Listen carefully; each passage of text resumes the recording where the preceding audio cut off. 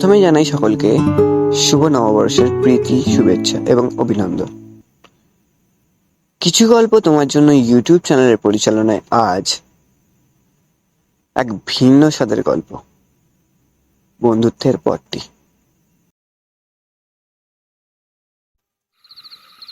কি কইতে চাও বলো তো দেখি? আমার ছেলেটার একখান নতুন জামা হবে না নাকি এই পয়লা বৈশাখের দিনে? রাসমণি কথাটা বলে সুদীপ্তকে।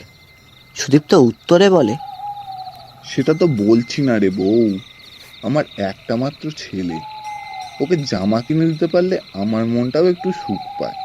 তবে কি বছরে একখান দিনেই তো জামা কিনে দিতে বলছি।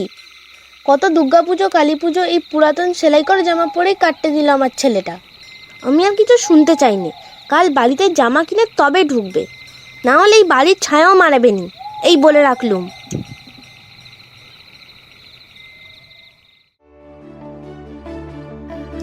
কি ভাবছেন? আবার সেই সাংসারিক ঝামেলা নিয়ে হাজির হলাম? না মশাই, সাংসারিক ঝামেলা এখন প্রায় ঘরে ঘরেই পাওয়া যায়। তবে সেই ঝামেলায় কে বা কারা বেশি দুঃখিত হয় জানেন? সেই মানুষগুলো যারা এই ঝামেলার কারণ হয়, বা যাদেরকে এই ঝামেলা না চাইতেই সহ্য করতে হয়। আসুন দেখে আসা যাক এই ঝামেলার কারণটাকে, এবং সে এখন কি করছে।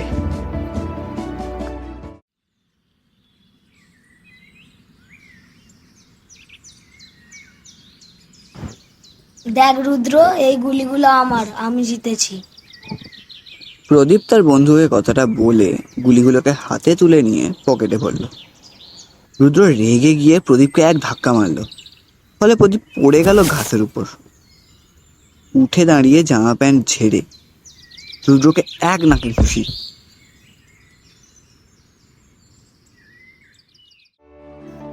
আরে ধ্যাৎ, আবার সেই ঝামেলা। কি করি বলুন তো মশাই? এরকম ঝামেলা দিয়েই তো মিলনের গল্প শুরু হয়। চলুন দেখি গল্পের বাকি চরিত্ররা কি করছে। প্রিয়া মা, খেয়ে নাও দুধটা। বসুন্ধরা অনেকক্ষণ ধরে চেষ্টা করছে মেয়েকে দুধ খাওয়ানোর, তবে সফল হয়ে উঠতে পারছে না। প্রদীপ যতক্ষণ না আসছে আমি দুধ খাবো না।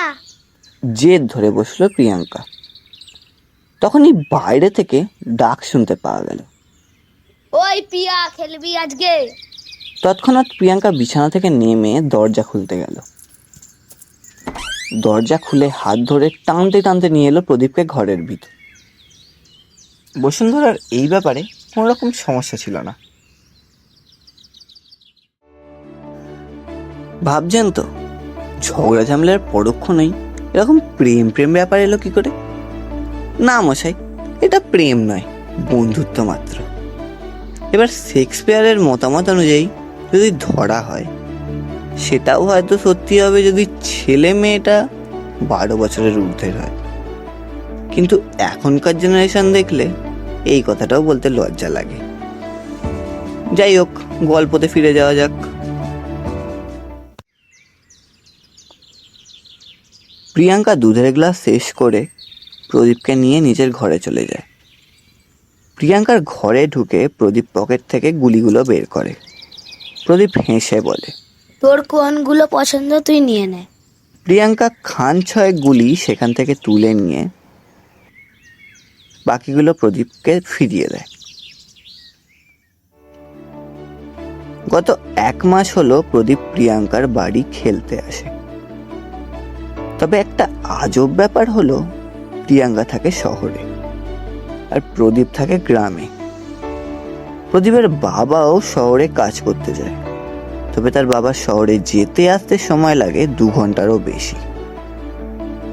কিন্তু প্রদীপের শহরে আসতে সময় লাগে মিনিট 5।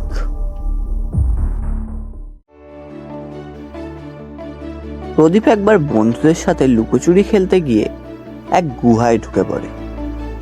শহরের বেশিরভাগ লোক এই গুহার রাস্তা ধরেই শহরে যায়, তবে প্রদীপ খুঁজে পায় শহরে যাওয়ার শর্টকাট। আর সেই শর্টকাট ধরে এলে একদম সামনে পড়ে প্রিয়াঙ্কাদের বাড়িটায়।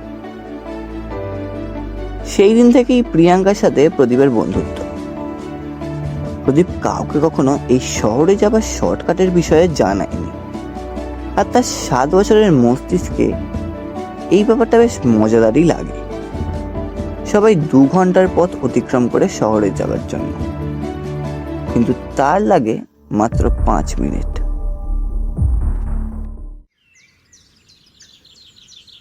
বসুন্ধরা ফোনে কথা বলতে বলতে প্রিয়াঙ্কার ঘরে ঢুকলো। ফোন ফোন তো আর করিসই না। প্রদীপ বসুন্ধরার কানে ধরে থাকা ফোনটার দিকে তাকিয়ে বল কাকু বেশ কাকিমা অবাক তাহলে হলো। কেমন আছে? সে প্রিয়াঙ্কাকে প্রশ্ন করলো, রিয়া, তোর মা ওটা কি ধরে আছে কানে, আর কার সাথে কথা বলছে? এই ঘরে আমরা দুজন ছাড়া তো আর কেউ নেই। প্রিয়াঙ্কা বেশ অবাক হয়েই বলল, তোদের বাড়িতে ফোন নেই? ফোন? সেটা আবার কি? এটা দিয়ে দূরে থাকা মানুষদের সাথে কথা বলা যায়। যদি তোর কাছে আর আমার কাছে ফোন থাকে তাহলে তুই বাড়িতে বসে বসেই আমার সাথে কথা বলতে পারবি। তাই নাকি? তুই কোন গ্রামে থাকিস রে, যে তোদের গ্রামে ফোন নেই? আমার গ্রামের নাম হলো ভীমঘর। ভীমগড় নামটা শুনে বসুন্ধরা একটু অবাক হলো। বসুন্ধরা যতটুকু জানে, ভীমগড় গ্রামটা এখন আর নেই বললেই চলে। কোনো এক মহামারী আসাতে সেই গ্রামের প্রায় সব লোকই মারা গিয়েছিল। বসুন্ধরার শ্বশুর মশাই অর্থাৎ প্রিয়াঙ্কার দাদু সেই গ্রামেরই বাসিন্দা ছিল। কি হলো, মনের মধ্যে প্রশ্ন জাগছে না? অনেকগুলো প্রশ্ন। চলুন প্রশ্নগুলোর উত্তর খুঁজি বরং। রাতে সুদীপ্ত শহর থেকে ফেরে খালি হাতে। পরশুদিন 1 বৈশাখ। ছেলেটাকে যে জামা কিনে দেবো তার আর জো আছে? এই তো 2 পয়সা মাইনে পাই, তাতেও পেট চলে কোনো মতে। কালকে বরং কম দামে একটা জামা কিনে আনবো, একটা দিন বরং হাত পেটাই খাবো। নিজের মনেই বকতে বকতে ঘরে ঢোকে সুদীপ্ত। ঘরে ঢুকে দেখে তার ছেলে প্রদীপ হ্যারিকেনের আলোয় কি সব আঁকছে স্লেটে। সুদীপ্ত মুখ বাড়িয়ে ছেলে স্লেটের দিকে তাকায়। একটা চৌকো জাতীয় কিছু, যার ভিতরে আরো একটা চৌকো ঘর, সাথে ছোট ছোট চৌকো ঘর যার মধ্যে সংখ্যা লেখা রয়েছে। সুদীপ্ত তার ছেলেকে জিজ্ঞেস করে, বাবা, এটা কি এঁকেছিস? তার ছেলে উত্তরে বলে, তুমি তো শহরে কাজে যাও, তুমি জানো না এটা কি? রান্নাঘরের ভিতর থেকে রাসমণি রাগে গস গস করতে করতে বেরিয়ে আসে। এলেন বাবু, তা যেটা আনতে বলেছিলুম সেটা কি এনেছো? আজকে অত টাকা পাইনি, কালকে। সুদীপ্তকে থামিয়ে দিয়ে রাসমণি বলে ওঠে, কালকেও তুমি একই কথা বলবে? তা আমার ভালো মতো জানা আছে। বলেছিলুম না, জামা আনতে পারলে তবেই বাড়িতে ঢুকবে। যাও, বেরিয়ে যাও এক্ষুনি ঘর থেকে। প্রদীপ তার বাবা মার এই ঝগড়া দেখে বেশ দুঃখ পায়। প্রদীপের এই নতুন জামা বা নতুন জিনিসের প্রতি এক ফোঁটাও লোভ বা ইচ্ছা নেই। সুদীপ্তের তার বউয়ের কথাগুলো বেশ মনে লাগে। সে রাগে দুঃখে বেরিয়ে যায় বাড়ি থেকে। পরের দিন প্রদীপ গিয়ে প্রিয়াঙ্কাকে নিজের দুঃখ প্রকাশ করাতে প্রিয়াঙ্কা প্রশ্ন করে, নতুন জামা কি জন্য? প্রদীপ উত্তরে বলে, কালকে যে 1 বৈশাখ, তুই জানিস না? মা, কালকে কি পয়লা বৈশাখ? না তো, 1 বৈশাখ তো আগের মাসে ছিল। দেখো না, প্রদীপ বলছে কালকে নাকি পয়লা বৈশাখ, তাই ওর বাবা মা জামা কেনা নিয়ে ঝগড়া করছিল। বসুন্ধরার ব্যাপারটা বেশ অদ্ভুত লাগে। তখনই দরজা ঠোকার শব্দ। প্রিয়াঙ্কার বাবা বাইরে থেকে হাঁক দেয়, প্রিয়া মা, দরজাটা খোলো, দেখো তোমার জন্য বাবা কত কিছু এনেছে। প্রিয়াঙ্কা যাচ্ছি বাবা বলে ছুটে যায় দরজা খুলতে। বেশ একটু অদ্ভুত লাগছে না আপনাদেরও? এ কেমন গল্প, এ কেমন দুনিয়া, নাকি পুরোটাই ভুল? একবারের জন্য যদি ধরে নেওয়া যায় বসুন্ধরা মিথ্যে বলছে, তাহলেও প্রিয়াঙ্কা কি মিথ্যে বলবে? চলুন দেখি কোনটা সত্যি। সমরেশ বাড়িতে ঢুকেই প্রদীপকে দেখে বেশ রেগে যায়, চেঁচিয়ে বলে, কে এই ভিখারিটা? আরে পিয়া মায়ের ঘরে কি করছে? বসুন্ধরা সমরেশকে শান্ত হতে বলে, কিন্তু সমরেশ কোনো কথা না শুনে প্রদীপের হাতটা ধরে টেনে তুলে প্রদীপকে ঘাড় ধাক্কা দিয়ে বাড়ি থেকে বের করে দেয়। তারপর বসুন্ধরার উপর চেঁচিয়ে ওঠে, আমি বাড়িতে থাকি না তার মানে এই নয় তুই মেয়েকে একটা ভিখারির সঙ্গে প্রেম করা শেখাবে। বসুন্ধরাও সমান স্বরে চেঁচিয়ে ওঠে, ওরা বাচ্চা সমরেশ, আর এইভাবে তুমি আমার উপর একটা বাজে এলিগেশন দিতে পারো না। একটা ভিখারির মেন্টালিটি কোনোদিন ভালো হতে পারে না, তা সে বাচ্চা হোক বা বড়। প্রদীপ বাড়ি ফিরে দেখে সুদীপ্ত তার জন্য নতুন জামা নিয়ে এসেছে। প্রদীপ নতুন জামা দেখে এক ফোঁটাও খুশি হয় না। সে মন মরা হয়ে শুয়ে পড়ে বিছানায়। তার বাবা মা অনেক জিজ্ঞাসা করাতেও সে কিছুই বলে না তাদেরকে। তার ভয় হয় যদি তারাও কষ্ট পায় কথাগুলো জানার পর। সেদিনের অপমানের কারণে প্রদীপ আর প্রিয়াঙ্কার সাথে খেলতে যেত না। মাঠে ঘাটে নদীর ধারে একা একা বসে সময় কাটাতো। রুদ্র এবং তার বাকি বন্ধুরা এলেও সে তাদের সাথেও খেলতো না। এদিকে প্রদীপ না আসার কারণে প্রিয়াঙ্কার খাওয়া দাওয়ায় বেশ অনিয়ম দেখা দেয়। যত দিন যায় প্রিয়াঙ্কা অসুস্থ হয়ে পড়ে। সমরেশ নিজের ভুল বুঝতে পারে, তাই সে তার মেয়েকে জিজ্ঞেস করে, তোমার বন্ধুটার নাম কি ছিল মা? প্রিয়াঙ্কা কথাটা শুনে বেশ আনন্দ পায়। বাবা তুমি প্রদীপকে নিয়ে আসবে? হাসি হাসি মুখে বলে প্রিয়াঙ্কা। মেয়ের হাসি মুখ দেখে সমরেশ কেঁদে ফেলে। তুমি যা চাইবে আমি তোমার জন্য তাই এনে দেবো মা। বসুন্ধরা পাশ থেকে বলে ওঠে, ছেলেটা থাকে ভীমগড়ে। ভীমগড় নামটা শুনে সমরেশও বেশ অবাক হয়। মনে মনে ভিড় করতে থাকে।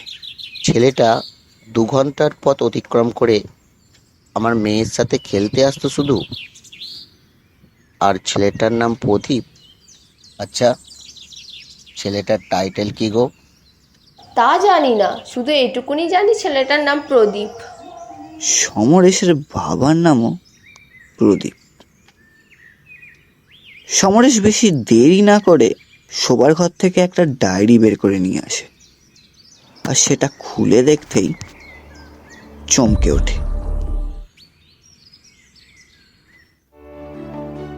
এদিকে ভীমগড় গ্রামে মহামারী দেখা দেয়। ফলে সুদীপ্তকে তার বউ ছেলেকে নিয়ে চলে আসতে হয় শহরে। প্রদীপ শহরে এসে অনেক খোঁজে প্রিয়াঙ্কাকে, তবুও খুঁজে পায় না কোথাও।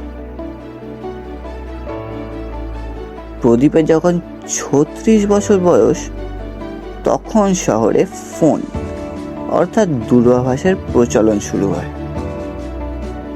প্রদীপের মাথায় তখন একটা প্রশ্নই আসে, তাহলে প্রিয়াঙ্কার মা কি করে ফোন পেল সেই সময়? তাহলে বুঝতে পারছেন গল্পটা কেমন ধরনের। এর পরেও বলতে হবে প্রদীপ প্রিয়াঙ্কার সাথে খেলতে যেত কোন রাস্তা দিয়ে। থাক, ভাবতে হবে না আর, বাকিটা বলি শুনুন। প্রদীপ সেই গুহাতেও যায়, কিন্তু যে রাস্তা ধরে প্রদীপ প্রিয়াঙ্কার বাড়ি খেলতে যেত সেই রাস্তা যেন কোথায় উধাও হয়ে গিয়েছিল। এদিকে সমরেশ তার মায়ের লেখা ডায়েরিটা পড়তে শুরু করে। সমরেশের মা লিখেছেন, তোর বাবা গত হন যখন তখন তোর বয়স 2 বছর। তোর বাবা আমাকে প্রিয়াঙ্কা নামে একজন মেয়ের কথা প্রায়ই বলতো। সে তোর বাবার সাথে খেলতো, কিন্তু মেয়ের বাবার অপছন্দ ছিল তোর বাবাকে, তাই একদিন অপমান করে তোর বাবাকে। তারপর থেকে প্রিয়াঙ্কার সাথে খেলতে যায়নি আর কোনোদিন, আর কখনো খুঁজেও পায়নি প্রিয়াঙ্কাকে। তোর বাবার ইচ্ছাতেই নাতনির নাম রেখেছিলাম প্রিয়াঙ্কা। তোর বাবা অনেক খুঁজেছিল, কিন্তু যে রাস্তা দিয়ে তোর বাবা প্রিয়াঙ্কার সাথে খেলতে যেত, সেই রাস্তাটাও যেন কোথাও উধাও হয়ে গেছিল। এরকম আরো গল্প শুনতে সাবস্ক্রাইব করুন আমাদের ইউটিউব চ্যানেলে। আরো ভিন্ন স্বাদের গল্প নিয়ে হাজির হবে কিছু গল্প তোমার জন্য। গল্পের লেখক আমি অনুকূল দত্ত, গল্প পাঠে এবং সুদীপ্তের চরিত্রে আমি অনুকূল, প্রদীপের চরিত্রে সুজিত দাস, প্রিয়াঙ্কার চরিত্রে রোহিত দত্ত, রাসমণির চরিত্রে সায়ন্তিকা মান্না, বসুন্ধরার চরিত্রে পূজা বাগ, সমরেশের চরিত্রে পিন্টু দত্ত এবং প্রিয়াঙ্কার ঠাকুমার চরিত্রে পূজা সাধুকা। শব্দগ্রহণ, আবহ সঙ্গীত এবং পোস্টার ডিজাইনে অনুকূল দত্ত এবং সায়ন্তিকা মান্না। আমাদের ফেসবুক এবং ইনস্টাগ্রামে ফলো করুন। নিজেদের গল্প পাঠান ডেসক্রিপশনে দেওয়া জিমেলে। ভালো থাকবেন। আবারও শুভ নববর্ষ।